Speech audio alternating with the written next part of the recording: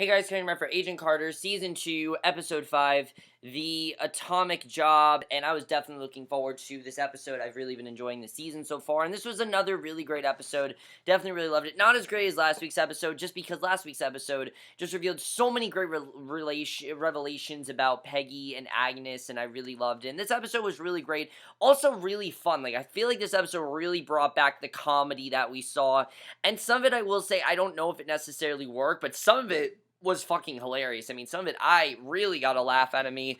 But overall, guys, I really enjoy this episode.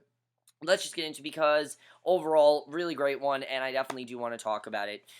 So we see Wilkes, right away this episode gets off to a great start. We see Wilkes, he wakes Peggy up in the middle of the night, he brings her back to the lab and shows her the tissue sample from Jane Scott's autopsy, and when he gets close, the zero matter is drawn to him, and he's drawn to it, and the zero matter suddenly escapes the container, leaps into Wilkes, he becomes tangible for a moment, and suddenly knows where Jane Scott's body is. So already we have this really interesting thing where, oh, we could be getting closer, we're definitely getting closer to who could have killed Jane Scott. And by the way, guys, we're halfway through the season after this episode. There's 10 episodes, we're now halfway through the season, I forgot to say that, and I can't believe that, but we are.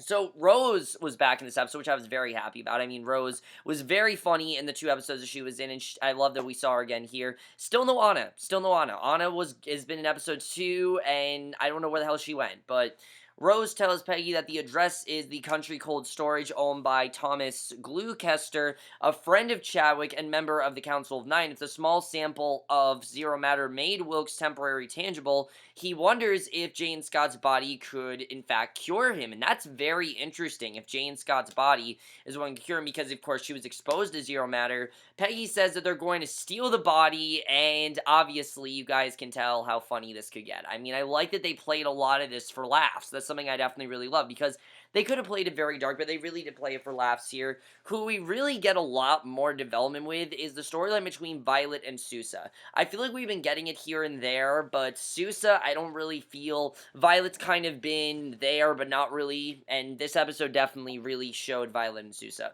So Violet returns home late to find her door open. She grabs a baseball bat from the foyer, but finds a meal on the table, and Sousa asleep on the couch. She wakes him, he apologizes for breaking in and nodding off. Sousa notices something missing from his pocket and goes rummaging through the couch. Violet goes home, but Sousa stops her. He begins professing his love, and then becomes frustrated because he didn't plan to ask her to marry him without the ring, and I was like, oh, he's gonna try to, propose marriage to her, but like I said, he doesn't have the ring, and she does say yes anyway, so now they're engaged, and they keep searching, and I like that Sousa manned up and actually proposed to her, because he knew that he could do that, and it shows that I think he definitely has moved on from Peggy. However, this episode says otherwise, but I personally feel that he has. I really do feel like he kind of has moved on from Peggy, and that he wants to, and I really do love these two. Like I said, Violet really loves him, he loves her, nothing wrong with that. I really like Violet and Sousa.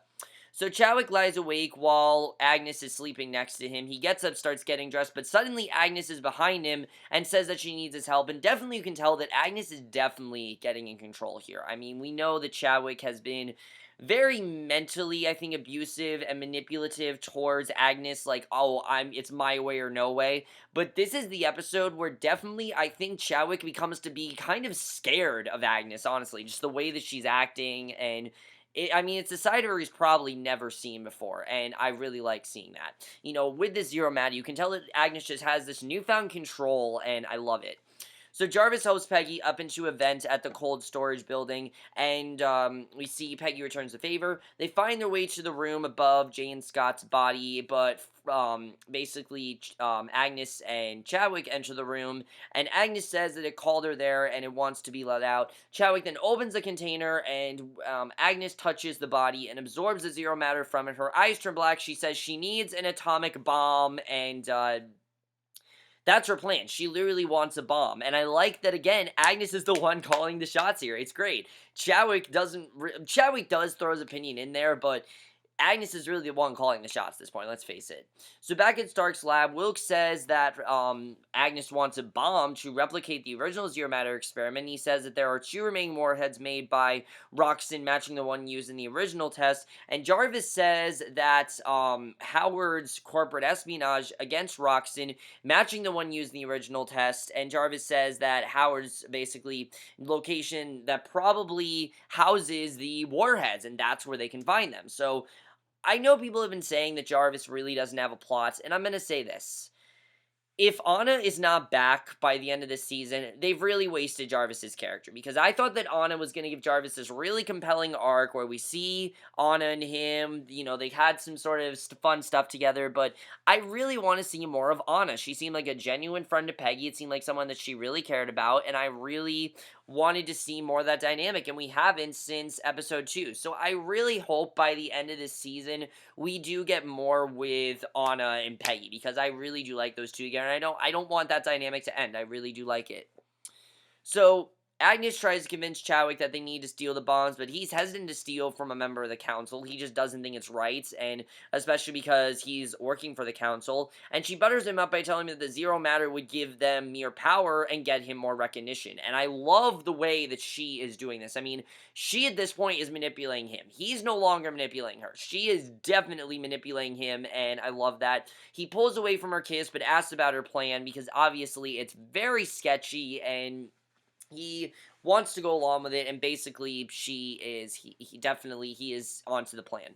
So Peggy arrives at the SSR office to find everyone celebrating Sousa's engagement. She pulls him away and asks about disguises to sneak into Hugh Jones' office at Roxxon, and they bring some pie to the lab to help convince Dr. Samberly to let Peggy use a memory inhibitor. And basically, Peggy then disguises herself, and we get one of the funniest scenes that Peggy has ever had in this show. This scene, I laugh a lot in the show, but this scene had me gut-busting laughing. I love this scene. She sneaks into Jones' secretary's office. She starts searching when Jones shows up and starts flirting. She plays along until he leaves for lunch, then goes into Jones' office. Just as Jones gets the elevator, he remembers Peggy's face and runs back. Peggy uses the memory wipe, sends Jones back on his way to lunch, and on his way down the hall, he remembers again. He heads back to the office and his memory wiped again, and it's this running gag of, it's this huge Lotsie that's going on. If you guys know what a Lotsie is, it's basically this running gag that just keeps going on for a couple minutes, and that's exactly what this is. And he heads back to his office and his memory wiped again. Peggy sees a poster on the wall that says the key to success is in you. Realize that Jones is wearing the key that she's searching for. Obviously they need the key to find the body, and she searches she basically searches him, mind-wiping him several more times before finally finding the key in his belt buckle. She takes it and sneaks out. By the way, I loved the American accent that she did. I thought that was pretty hilarious, and this scene was just great. It showed Haley Atwell's comedic abilities. I loved it. Hilarious stuff, and please, we need more scenes like that. I love it. I love seeing Peggy being a badass, but she's not just a badass, she's a very, she's not a lady, she's a very ladylike badass, she's a very funny badass, and she's just a badass in general. I love it. Just awesome, awesome stuff from Peggy. One of the best scenes. Honestly, I think one of my favorite scenes that Peggy's had in the show in general. I love that. So Agnes takes Chadwick to see a mob boss named Joseph Manfredi at a restaurant, and Manfredi and Agnes were together about 10 years ago, and this is very interesting. Manfredi isn't pleased to see her on Chadwick's arm. He flirts a bit, then asks what they want. She offers him construction contracts in exchange for manpower to move some equipment. Men are good with their hands and discreet, and Manfredi says he needs assurance that he and his associates won't be featured in the newspaper. Manfredi calls over one of his men, then suddenly attacks him for undressing Agnes with his eyes and pounding on him in plain view of the other customers. To me, this seems like the guy for Agnes. I mean, you can tell that this guy is way different than Chadwick. Chadwick just seems like he's only in it for money. He's only in it because he needs a first lady for his campaign, and that's why he's with Agnes. He doesn't really give a shit about Agnes. I don't really think he does, and I think Agnes knows that as well, that he doesn't really care about her. Manfredi, though, really seems to genuinely care about her and wants to help help her, and he wants to be there for her, and he wants to do things for her. And I honestly really see Manfredi and Agnes getting together by the end of the season. I could definitely see that happening. I really do like these two, and I really do want them to develop them more because I think they're handling this very, very well, definitely. I really enjoyed seeing these two together, and I hope they do more of them because I really did enjoy it. So Jarvis, Peggy, Sousa, and Wilkes map out a plan to infiltrate the Roxton storage building. Sousa will be tasked with disarming the bombs. Jarvis asks if the SSR can help, but Sousa says that there's no one they can really trust entirely. Even Jack. They can't really trust Jack because they know that Jack is an ulterior motive. And especially what Master says, Peggy definitely knows that Jack really isn't on their side. I think that's why Jack's kind of been gone for the past 2 episodes, because Jack's kind of sketchy right now. They don't really know what to do with him. In fact, Sousa casually brings up in this episode that Jack wants to get involved, but it's clear that he realizes there's really nothing he can do. He wants power, he wants to be in control, but he can't. And until Jack realizes that he's gonna be in control, Sousa wants nothing to do with him. And I completely understand. I completely agree with Sousa for not letting Jack get involved here. Because if Jack's gonna be this dick that just constantly wants to get involved, don't let him get involved. It's that simple. So basically, Jarvis asks if the SSR can help, and basically, Peggy thinks of Rose, and thinks that Rose is the person to help. Sousa is very hesitant, obviously, because it's Rose, but after seeing Rose handle one of their talent agency clients, he agrees to let her come on the mission, and Rose is actually really, I think, of service to them. I could honestly see Rose teaming up with them in the future. I really love her character, and just giving Rose more to do, I love, because it offers more humor, and that's something like the show is really taking advantage of. I think something that the show didn't do as much last season is just this humor that they have. It just works really, really well, and maybe it's just because the show isn't taking itself as seriously, which it definitely is. It definitely is taking itself seriously, but it knows how to have fun with itself, and it's a lot more confident, and that's something that Season 2 should do. In Season 2, you should know your show, you should be more confident, and I can definitely tell the show knows what it wants to be, and I love that.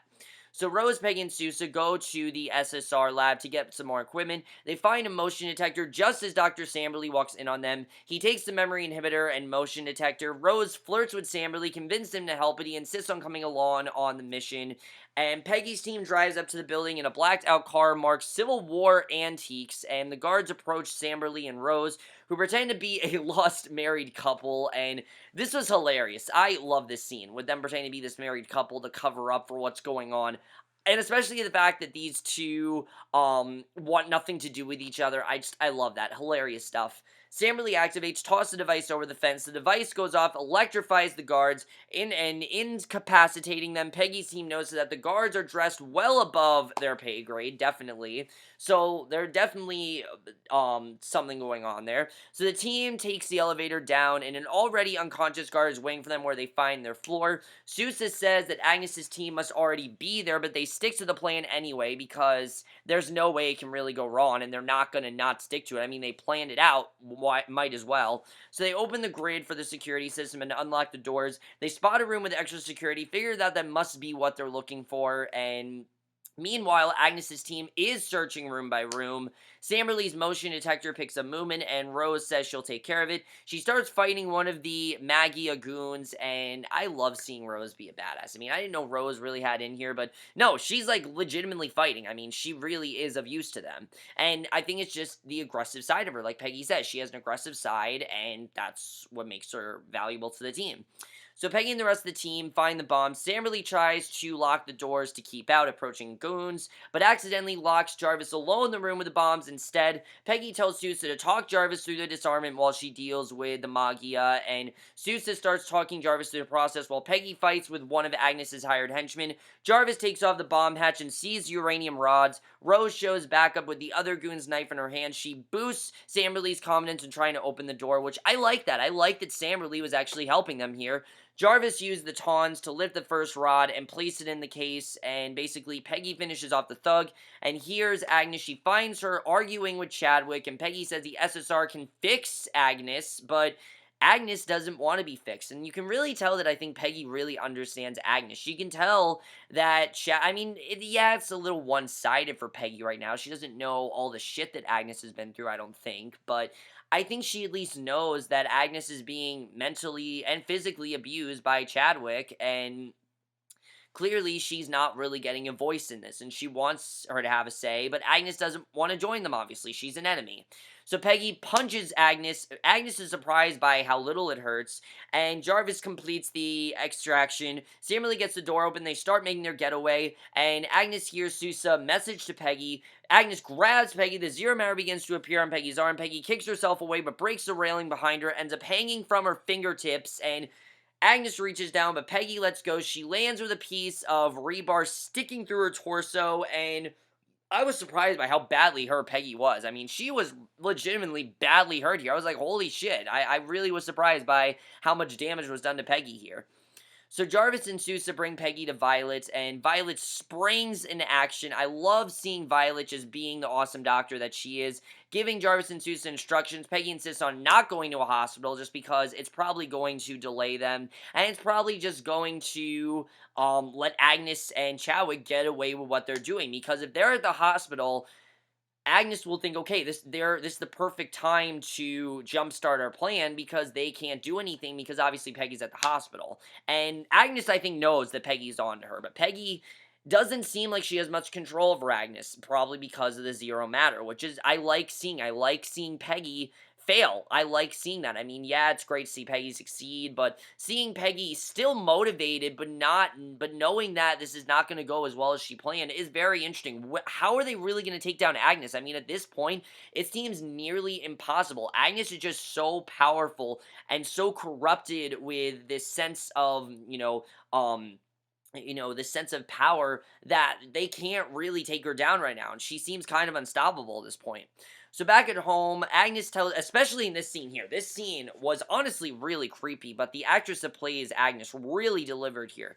Because Agnes tells Chadwick to talk to Jones. Chadwick is angry, refused to go along with Agnes's plan, and he begins talking down to her, but she grabs on him, pushes him back, and warns him to watch his tone. Literally, she's controlling him. I mean, seriously, you can't do anything. She's controlling you, and you're gonna get into this plan whether you like it or not. And I think this is when Chadwick realizes, I'm fucked. Like, he realizes that he's fucked. He can't get out of this. He is stuck with her, and if he's gonna be with her, this is what's gonna happen. And that was honestly a really crazy scene, but really well handled. I really love that.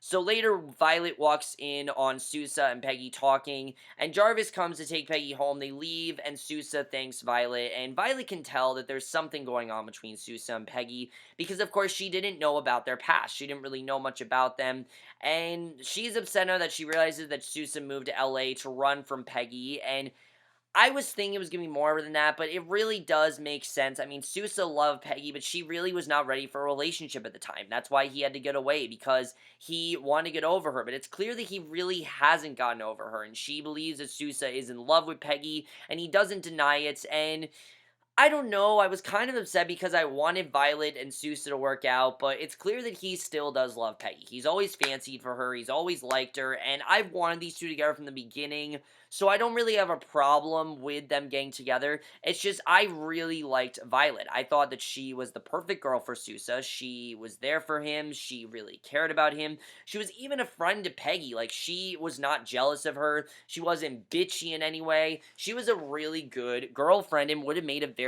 good fiance for Sousa, but it's clear that Sousa was just his, was just his replacement for not being able to get Peggy. That's really all she was to him, and it's sad, but it really does make sense with his character. Like I said, I think Sousa's always had these feelings for Peggy. It's not like it's come out of nowhere. I understand it, and it definitely does make sense. I mean, he always does things for her. It makes sense.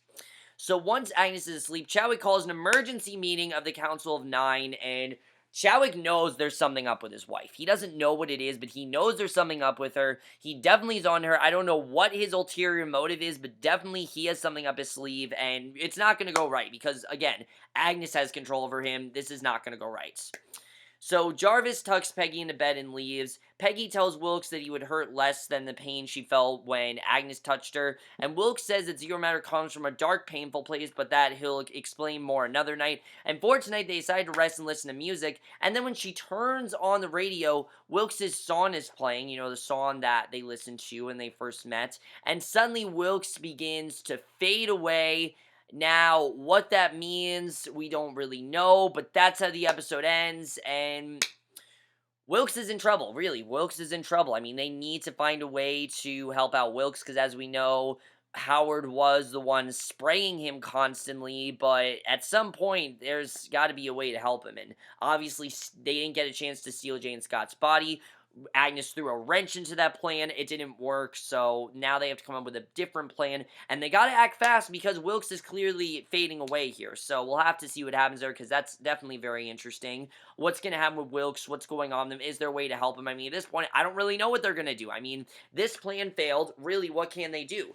Agnes really, at this point, seems unstoppable. Chadwick. I like seeing Chadwick scared. One, he deserves it. Two, he just, two, I love seeing Agnes have power over him. I mean, it's just awesome. I loved it, and it shows that he's not as powerful as he seems.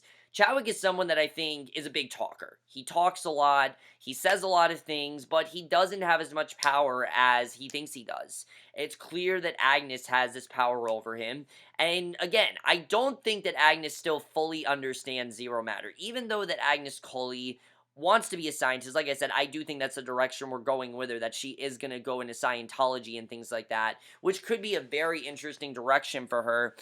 Um, as far as what's going on with her and Chadwick, she definitely, like I said, has the power over Chadwick, and she's going to use that power to her advantage, obviously, because she's going to get what she wants. She's going to make sure that happens, and I don't really know what this mean to Chadwick is about, but it's not happening. I know that right now. Agnes is going to find a way to call it off, and at some point she's going to reveal her secret to Chadwick, because Chadwick is going to find out in some way. It's got to happen. It's something that needs to happen at this point. Sousa and Violet's, it's sad. It really is sad that these two parted ways. I don't know if they're necessarily over, because I do think Sousa does have feelings for Violet, but it's clear that he, like I said, does fancy for Peggy. He wants to be with her, and I don't know if Peggy reciprocates those feelings. I don't really know. I feel like Peggy had feelings for not Jarvis, for Sousa, and now she really doesn't. Maybe, like, we know that she's ready to date. We know that's the big thing with Peggy this season, that she's been ready to date. She's ready to move on. She's over Steve's death. She can move on, and we know, again, I've said before, Peggy does end up with someone in the future that's not Steve. So, could it be Sousa? I definitely think it's a possibility. But it could also be Wilkes for all we know. We don't really know at this point. I definitely think one of those two men, they're obviously going to be the person that she ends up with. But Sousa and Peggy, is he going to confess her feelings to her? We'll have to see. I mean, I like the way this is being written, with Sousa kind of being confused. I think he knows he likes Peggy, but at the same time, he wants to be with Violet. I mean, he's very conflicted right now, and I like seeing that. Definitely very interesting. And they did a good job of not making this a love triangle, because there's no Violet being like, I hate Peggy, I want to go after her. It wouldn't be in her character to do that. Violet's very ladylike, and Peggy's not. She's really not. I mean, Peggy is someone that will bluntly tell you how she feels. She'll kick your ass, and she's still, I mean, hot as hell. I will definitely say that. Haley Atwell is hot as hell, definitely, and she does a very good job in the role. I'm just saying that compared to Violet, she definitely is not as ladylike, and she's not going to be as, I think, I don't think she's going to be as nice as Violet took it. If this was the other way around, then definitely I don't think she would have taken it as well. Definitely that would not have happened. So definitely very interesting stuff there. I like seeing Rose help the team. I definitely like seeing that. I think that they could definitely, Rose and Samberly, I think it could be very well together. I like seeing them as members of the team. They seem to really do a good job of what they're doing. But what is Peggy really going to do here? Because she had an assassin after her. Now she has Agnes after her, and who knows really what's going to happen now. I don't really know what they're going to be able to do, and we'll have to see what happens there, because that definitely is going to be very interesting. Definitely. I don't really know what's going to happen there. That definitely is going to be interesting. Like I said, I really like this character of Manfredi. I just think he's very good for Agnes. He cares about her. He doesn't just see her as a celebrity. He clearly has genuine feelings for her, and that's someone that Agnes really needs. She needs a shoulder to cry on. And even though Agnes has power, she is human. She's human, she has emotions, and obviously, she's raging at Chadwick because he fucking deserves it, and he doesn't own power over her, and she's finally able to step up and do something about it because she has power over him, which she hasn't.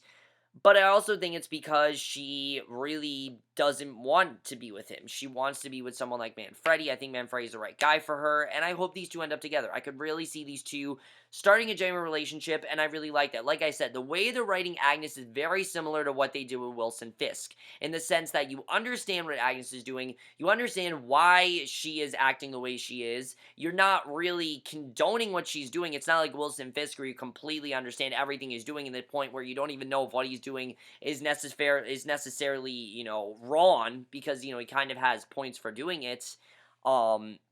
With the Agnes, definitely what she's doing is wrong. We know that. But I think they're writing her in the same way, in the sense that she definitely has an ulterior motive. She has reasons to be upset. She has reasons to have this control. And I like that she has it, because Chadwick just deserves it. He really does. He is a bastard. He's a bastard. He is, power hungry. And I think she is as well, but not as much as he is. He clearly is just in this for power. Jane Scott, I mean, they know where Jane Scott's body is, so I definitely feel like we're getting close to that reveal of who could have killed Jane Scott, and if it's not Chadwick or Agnes, I don't really know. I mean, like I said, it could be that they're a hitman. I can't remember his name now, but I think it could be him as well. Definitely, there's a lot of possibilities as to what's going on there. And Zero Matter, does Agnes really understand the Zero Matter? I feel like she definitely is starting to understand what the Zero Matter is really capable of, what it can really do, and I definitely do like seeing that. But overall, guys, let me know what you guys saw this episode. Another really great episode. I'm really loving this season, in case you guys can't tell. Halfway through the season, I can't believe it. We only have 5 episodes left, and I am definitely ready for it. I'm definitely ready to see how this season progresses. I definitely feel we're getting into some very dark directions, but I also really love the fun stuff in this episode as well. I hope we continue that. Jarvis, I do want to say this really quickly. Give Jarvis something to do, please. I mean, Jarvis is really good on this show, but I'd like to see him have something besides just being Peggy's concierge. I'd like to see him have something besides that. I'd like to see him more with Anna. I like her character. I like like I said, the friendship that happened between her and Peggy. I want to see them more, and I hope by next week's episode, we see Anna, because I really like seeing her. But overall, guys, in my review, hope you guys enjoyed it. I hope you guys saw this episode. We'll see you guys in the next one, which will be for tonight's episode, American Crime Story, which, the People vs. O.J. Simpson, which I am definitely looking forward to. You guys know I love the first episode. I will be reviewing the second episode, and we'll see you guys for that. Okay, bye.